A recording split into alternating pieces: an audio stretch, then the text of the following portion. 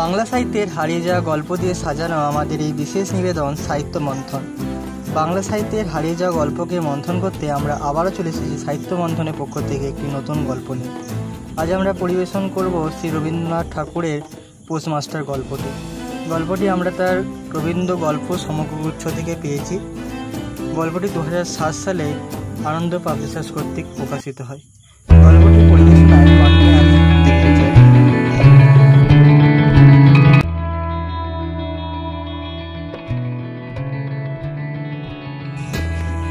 প্রথম কাজ আরম্ভ করাইয়া উলাপুর গ্রামে পোস্টমাস্টারকে আসিতে হয়। গ্রামটি অতি সামান্য, নিকটে একটি নীলকুঠি আছে, তাই কুঠির সাহেব অনেক জোগাড় করিয়া এই নতুন পোস্ট অফিস স্থাপন করিয়াছে। আমাদের পোস্টমাস্টার কলিকাতার ছেলে, জলের মাছকে ডাঙায় তুলিলে যেরকম হয়, এই পণ্ডগ্রামের মধ্যে আসিয়া পোস্টমাস্টারকে সেই দশায় উপস্থিত হইয়াছে। একখানি অন্ধকার আটচালার মধ্যে তাহার অফিস, অদূরে একটি পানাপুকুর এবং তাহার চারিপাশে জঙ্গল। কুঠির গোমস্ত প্রভৃতি যে সকল কর্মচারী আছে তাহাদের ফুরসত প্রায় নাই এবং তাহারা ভদ্রলোকের সহিত মিশিবার উপযুক্ত নহে। বিশেষত কলিকাতার ছেলে ভালো করে মিশিতে জানে না। অপরিচিত স্থানে গেলে হয় উদ্ধত হয়, নয় অপ্রতিভয় হইয়া থাকে। এই কারণে স্থানীয় লোকের সহিত তার মেলামেশা হয়ে ওঠে না। অথচ হাতে কাজ অধিক নাই। কখনো কখনো দু একটা কবিতা লিখতে চেষ্টা করেন, তাহাতে এমন ভাব ব্যক্ত করিয়াছেন যে সমস্ত দিন তরু পল্লবের কম্পন এবং আকাশের মেঘ দেখিয়া জীবনের বড় সুখে কাটিয়া যায়। কিন্তু অন্তর্যামী জানেন, যদি আরব্য উপন্যাসের কোনো দৈত্য আসিয়া এক রাতের মধ্যে এই শাখা পল্লব সমেত সমস্ত গাছগুলো কাটিয়া পাকা রাস্তা বানাইয়া দেয় এবং সারি সারি অট্টালিকা আকাশের মেঘকে দৃষ্টিপথ হইতে রুদ্ধ করাইয়া রাখে, তাহলে হয় এই অদমরা ভদ্র সন্তানটি পুনশ্চ নবজীবন লাভ করিতে পারে। পোস্টমাস্টারের বেতন অতি সামান্য, নিজে রাঁধিয়া খাইতে হয় এবং গ্রামের একটি পিতৃমাতৃহীন অনাথা বালিকা তাহার কাজকর্ম করিয়া দেয়। 4টি খাইতে পায়। মেয়েটির নাম রতন, বয়সে 12-13, বিবাহের বিশেষ সম্ভাবনা দেখা যায় না।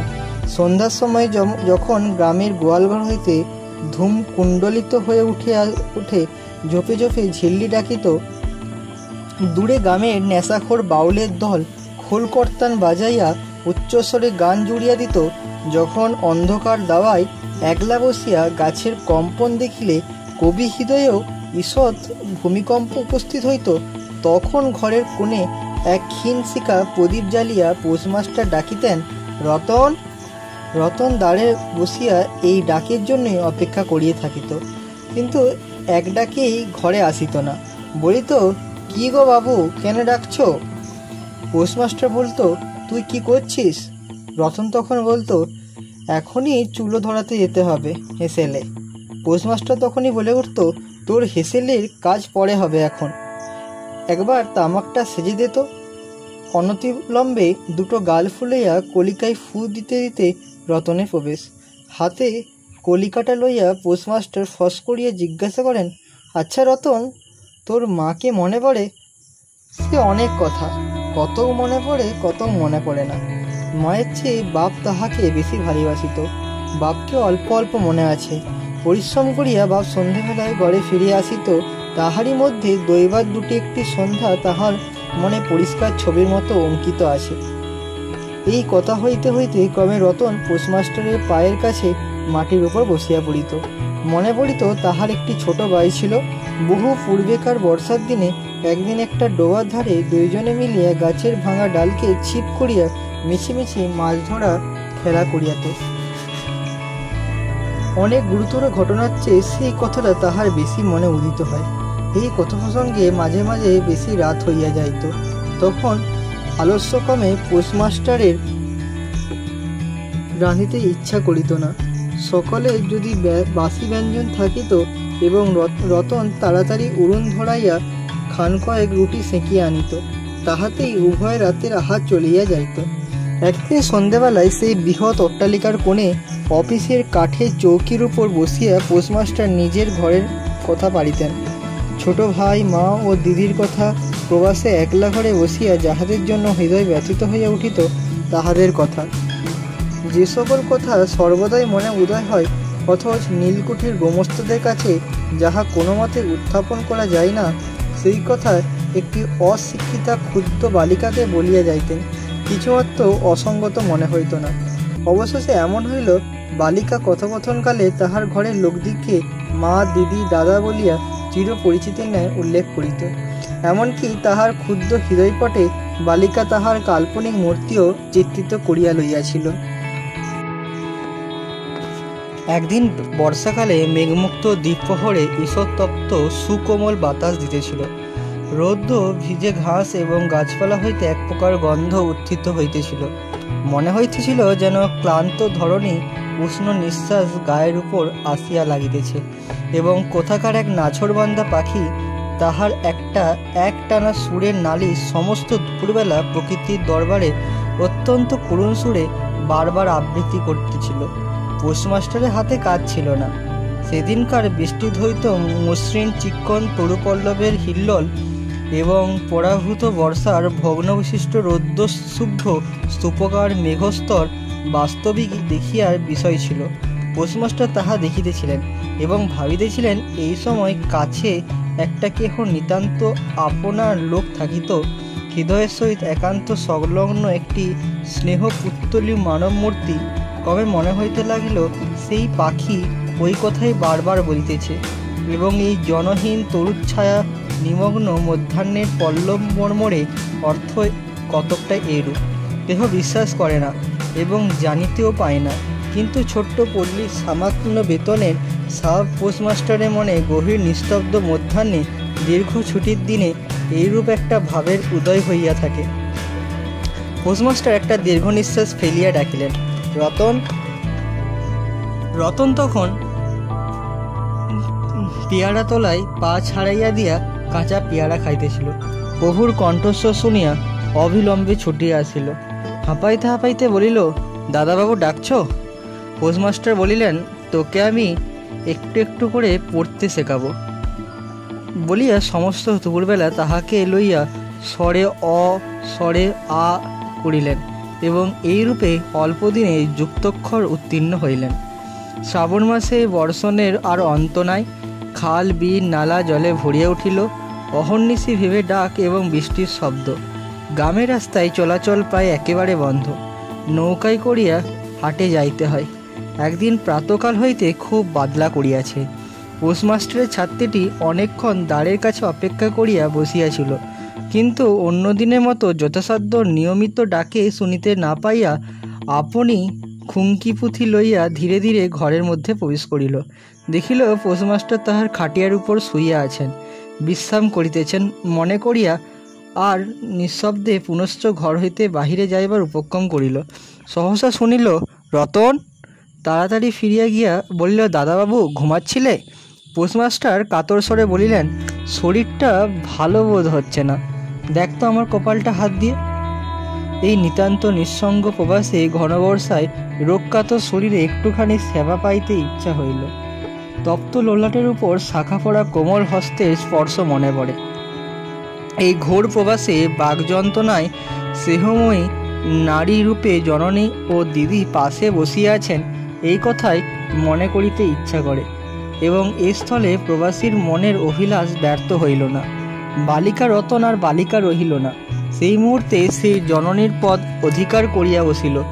বৈদ্য ডাকিয়া আনিল, যথাসময়ে বটিয়া খাওয়াইল, সারা রাত্রি শিওরে জাগিয়া রহিল। আপনি পথ্য রাধিয়া দিল এবং শতবার করিয়া জিজ্ঞাসা করিল, হ্যাঁ গো দাদাবাবু, একটুখানি ভালো বোধ হচ্ছে কি? বহুদিন পরে পোস্টমাস্টার ক্ষীণ শরীরে রোগশয্যা ত্যাগ করিয়া উঠিলেন। মনে স্থির করিলেন, আর নয়, এখানে হইতে কোনোমতে বদলিন হইতে হইবে। স্থানীয় অস্বাস্থ্যের উল্লেখ করিয়া তৎক্ষণাৎ কলকাতায় কর্তৃপক্ষের নিকট বদলি হইবার জন্য দরখাস্ত করিলেন। রোগসেবা হইতে নিষ্কৃতি পাইয়া রতন দ্বারের বাহিরে আবার তাহার স্বস্থানে অধিকার করিল, কিন্তু পূর্ববৎ আর তাহাকে ডাক পারে না। মাঝে মাঝে উকি মারিয়া দেখে পোস্টমাস্টার অত্যন্ত অন্যমনস্কভাবে চৌকিতে বসিয়া অথবা খাটিয়ায় শুইয়া আছেন। রতন যখন আহ্বান প্রত্যাশা করিয়া বসিয়া আছে, তিনি তখন অধীর চিত্তে তাহার দরখাস্তের উত্তর প্রতীক্ষা করিতেছেন। বালিকা দ্বারের বাহিরে বসিয়া সহস্রবার করিয়া তাহার পুরানো পড়া পড়িল। পাছে যেদিন সহসা যুবক পরিবেশ সেদিন তাহার যুক্ত অক্ষর সমস্ত গোলমাল হইয়া যায়, এই তাহার একটা আশঙ্কা ছিল। অবশেষে সপ্তাহখানেক পরে একদিন সন্ধ্যাবেলায় ডাক পড়িল। উদ্বেলিত হৃদয়ে রতন প্রবেশ করিল তাহার ঘরে। দাদাবাবু আমাকে ডাকছিলে? পোস্টমাস্টার বলিলেন, রতন, কালই আমি যাচ্ছি। রতন তখন উত্তর দিল, কোথায় যাচ্ছ দাদাবাবু? পোস্টমাস্টার তখন বলে, বাড়ি যাচ্ছি। তখন রতন আবার উত্তর দেয়, আবার কবে আসবে? পোস্টমাস্টার তখন নিঃশব্দে বলে, আর আসবো না। রতন আর কোনো কথা জিজ্ঞাসা করিল না। পোস্টমাস্টার আপনি তাহাকে বলিলেন, তিনি দলিলের জন্য দরখাস্ত করিয়াছেন, দরখাস্ত নামঞ্জুর হইয়াছে, তাই তিনি কাজে জবাব দিয়া বাড়ি যাইতেছেন। অনেকক্ষণ আর কেহ কোনো কথা কহিল না। মিটমিট করিয়া প্রদীপ জ্বলিতে লাগিল এবং এক স্থানে ঘরের জীর্ণ চাল ভেদ করিয়া একটা মাটির সরার উপর টপ টপ করিয়া বৃষ্টির জল পড়িতে লাগিল। কিছুক্ষণ পর রতন আস্তে আস্তে উঠিয়া রান্নাঘরে রুটি গড়িতে গেল। অন্য দিনের মতো তেমন চটপট হইল না। বোধ করি মধ্যে মধ্যে মাথায় অনেক ভাবনা উদয় হইয়াছিল। পোস্টমাস্টারের আহার সমাপ্ত হইলে বালিকা তাহাকে জিজ্ঞাসা করিল, দাদাবাবু আমাকে তোমাদের বাড়িতে নিয়ে যাবে? পোস্টমাস্টার হাসিয়া কহিলেন, সে কি করে হবে? ব্যাপারটা যে কি কারণে অসম্ভব তাহা বালিকে বোঝানো অসম্ভব বোধ করিলেন না। সমস্ত রাত্রি স্বপ্নে এবং জাগরণে বালিকার কানে পোস্টমাস্টারের হাস্যধ্বনি কণ্ঠস্বর হাসিতে লাগিল। সে কি করে হবে? ভোরে উঠিয়া পোস্টমাস্টার দেখিলেন তাহার স্নানের জল ঠিক আছে। কলিকাতার অভ্যাস অনুসারে তিনি তোলা জলে স্নান করিতেন। কখন তিনি যাত্রা করিবেন সে কথা বালিকাকে কি কারণে জিজ্ঞাসা করিতে পারে না। পাছে প্রাতকালে আবশ্যক হয়, এজন্য রতন তত রাতে নদী হইতে তাহার স্নানের জল তুলিয়া আনিয়াছিল। স্নান সমাপন হইলে রতনের ডাক পরে রতন নিঃশব্দে গৃহে প্রবেশ করিল।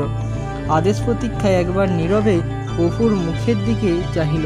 প্রভু কহিলেন, রতন, আমার জায়গায় যে লোকটি আসবেন তাকে বলে দিয়ে যাব, তুমি তাকে আমার মতনই যত্ন করবেন। আমি যাচ্ছি বলে তোকে কিছু ভাবতে হবে না। কথাগুলি যে অত্যন্ত স্নেহগর্ভ ও দয়ার্দ্র হৃদয় হইতে উত্থিত সে বিষয়ে কোনো সন্দেহ নাই, কিন্তু নারী হৃদয়কে কে বুঝবে?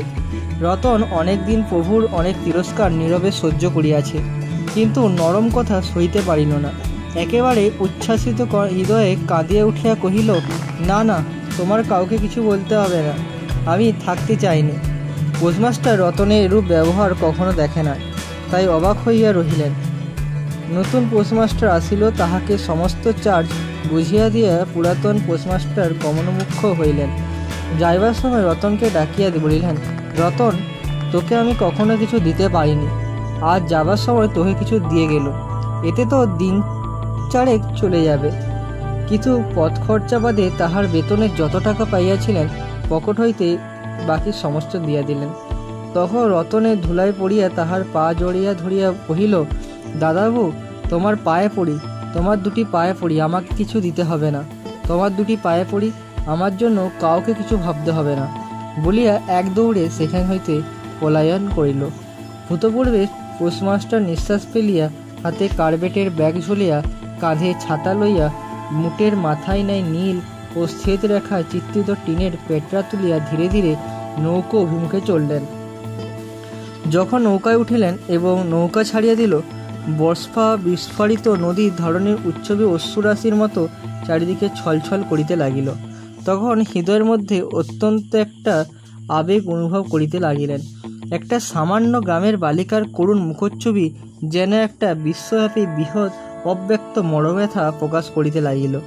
একবার নিতান্ত ইচ্ছা হইল ফিরিয়া যাই, জগতে গৌরবিচ্যুত সেই অনাথিনীকে সঙ্গে করিয়া লইয়া আসি, কিন্তু তখন পালে বাতাস পাইয়া বর্ষার স্রোত খরতর বেগে বইতেছে।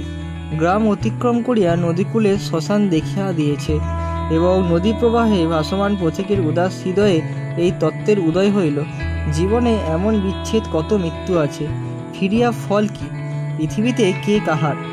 কিন্তু রতনের মনে কোনো তত্ত্বের উদয় হইল না। সে সেই পোস্ট অফিস ঘিরে চারিদিকে কেবল অশ্রুজল ভাসিয়া ঘুরিয়া ঘুরিয়া বেড়াইতেছিল। বোধ করি তাহার মনে ক্ষীণ কেবল অশ্রুজল জাগিয়াছে।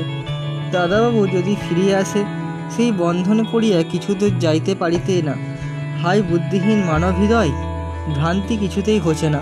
যুক্তিশাস্ত্রের বিধান বহু বিলম্বে মাথা প্রবেশ করে। প্রবল প্রমাণকেও অবিশ্বাস করিয়া মিথ্যা আশাকে দুই বাহুপাশে বাঁধিয়া বুকের ভিতর প্রাণপণে জোড়াইয়া ধরা যায়। অবশেষে একদিন সমস্ত নাড়ি কাটিয়া হৃদয়ে রক্ত শুষিয়া সে পলায়ন করে। তখন চেতনা হয় এবং দ্বিতীয় ভ্রান্তিবাসে পড়িবার জন্য চিত্ত ব্যাকুল হইয়া ওঠে।